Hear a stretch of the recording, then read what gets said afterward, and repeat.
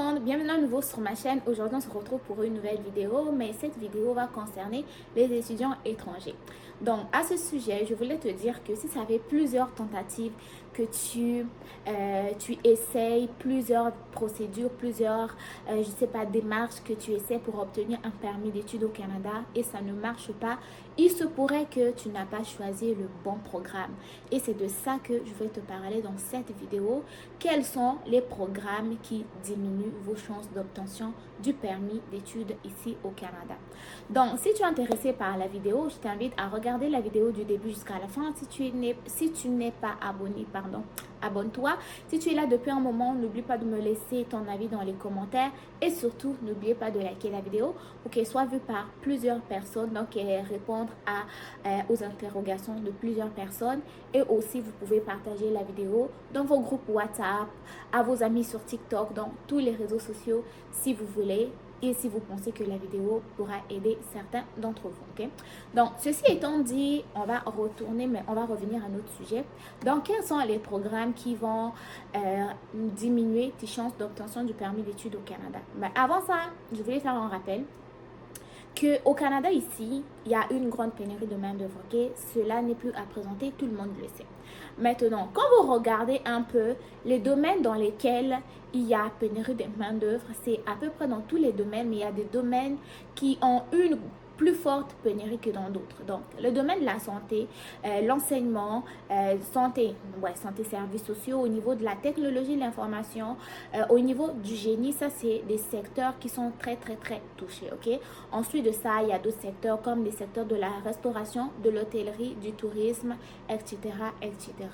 Donc, si toi tu es un étudiant étranger et que ton programme d'études n'est pas parmi ces domaines-là, je ne dis pas que tu risques de ne pas avoir un permis d'études.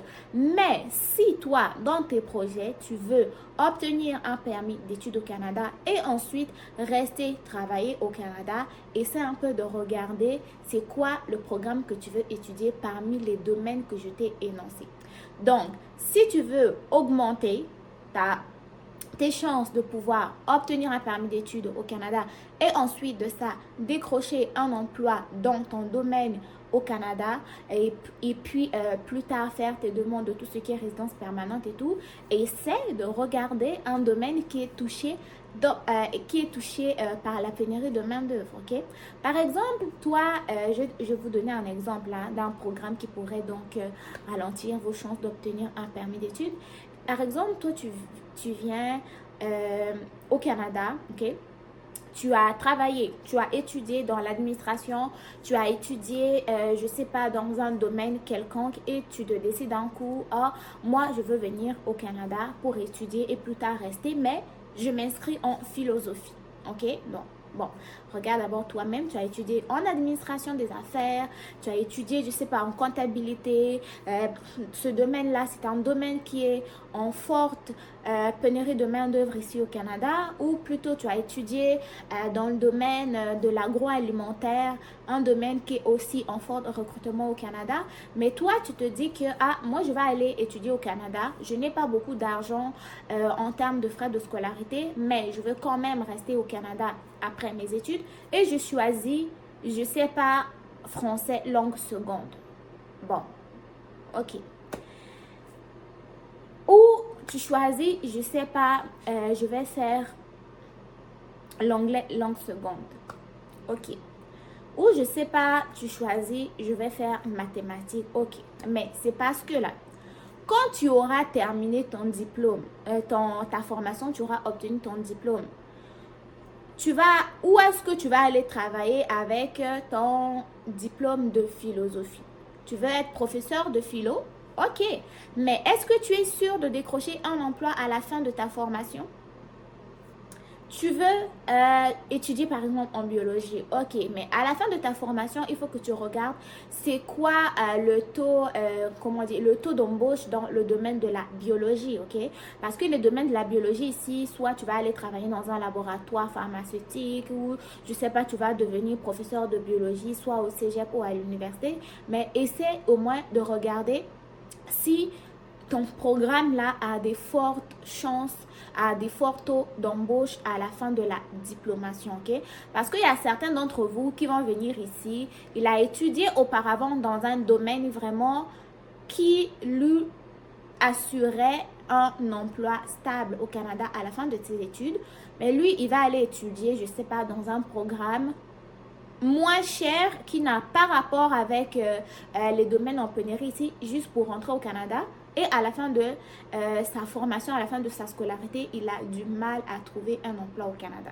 C'est pour ça que nombreux vont faire des études ici, ils vont retourner au pays, ils vont vouloir revenir étudier encore. Pourquoi?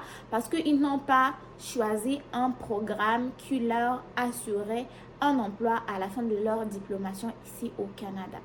Donc, pour les personnes qui sont vraiment, qui désirent rester au Canada à la fin de leurs études, essayez de regarder un peu, ok, ou avant de vous inscrire dans un programme, c'est quoi le taux d'embauche à la fin de la diplomation, c'est quoi le taux de chômage dans ce domaine-là, pour éviter donc tout ce qui est stress pendant la recherche de l'emploi, ou ceux qui ne voulaient pas rentrer obligatoirement au pays, qui voulaient vraiment acquérir une expérience professionnelle au Canada, ils vont se retrouver obligés à devoir retourner au pays. Puis une fois au pays, même avec leur diplôme qu'ils ont eu au Canada, par exemple un diplôme, tu as un baccalauréat canadien en philosophie, tu vas arriver au pays, franchement, même toi-même, tu vas faire quoi avec ça? Soit tu vas aller enseigner au collège, ou soit tu vas aller enseigner à l'université. Or, toi-même, tu sais que des fois, dans nos pays, là, les enseignants, on ne les paye pas bien, ok? Et à la base, toi, ton but, c'était rester au Canada après tes études. Donc, voilà. Mon conseil, d'une façon assez résumée, c'est que quand tu veux étudier dans un programme au Canada, essaie d'évaluer deux choses.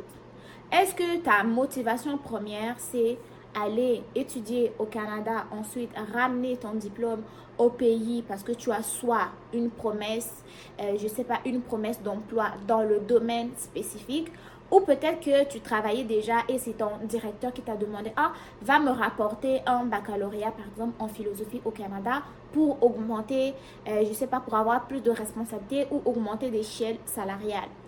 Sinon, la deuxième chose que tu dois évaluer, c'est si ton objectif premier était d'arriver au Canada, faire tes études au Canada, ensuite de ça, acquérir une expérience professionnelle au Canada et pourquoi pas plus tard t'installer au Canada, choisis le bon programme qui t'offre plus de perspectives d'emploi à la fin de ta diplomation. Okay? Tel est mon conseil. Les différents domaines qui sont en grande pénurie de main-d'œuvre, ils sont nombreux. Il y a le domaine de la santé et des services sociaux, le domaine de l'éducation, il y a la technologie de l'information, il y a l'enseignement, ok? Il y a plusieurs domaines. Et pour travailler dans ces domaines-là, tu as donc besoin d'un diplôme que tu as obtenu au Canada, ou tu peux aussi travailler dans ce domaine-là avec tes diplômes étrangers, mais ça, c'est une autre chose. Pour l'instant, je parle vraiment des étudiants. Donc, pour travailler dans ces domaines, tu as soit besoin d'un diplôme universitaire ou besoin d'un diplôme collégial et même parfois besoin d'un diplôme de formation professionnelle, ok? Et parmi ces différents niveaux qui sont donc de formation professionnelle, collégiale et universitaire, il y a des programmes qui te garantissent vraiment un emploi au Canada à la fin de tes études et qui sont moins chers en termes de frais de scolarité, ok? Donc, en dehors de cégep, il y a même les collèges privés aussi, ok? Donc, vraiment, réfléchissez très bien à votre projet d'études. Réfléchissez aussi très bien à ces deux situations que je vous ai présentées. Soit tu veux étudier pour retourner vraiment au pays parce que tu as une opportunité d'emploi, ou tu veux étudier au Canada pour acquérir l'expérience professionnelle canadienne et rester au Canada. Et donc, en réfléchissant à ces deux situations-là, tu vas pouvoir faire un bon choix de programme parce que il y a des programmes vraiment qui vont même, il y a des fois, ils vont te donner le permis d'études, mais à la fin de ta formation-là, tu n'as pas moyen de travailler au Canada parce qu'on ne cherche pas, ok? Donc, les diplômes comme philosophie, là, les diplômes comme biologie, les diplômes comme anglais langue seconde, les diplômes comme théologie, je sais pas, ainsi que d'autres, c'est vraiment des diplômes où, oui, tu vas avoir des connaissances que tu peux mettre en pratique dans ton pays, mais en termes comment on dit, en termes d'embauche ou en termes de perspective d'emploi, je n'entends pas souvent que le Canada recrute à l'international concernant ces domaines, ok?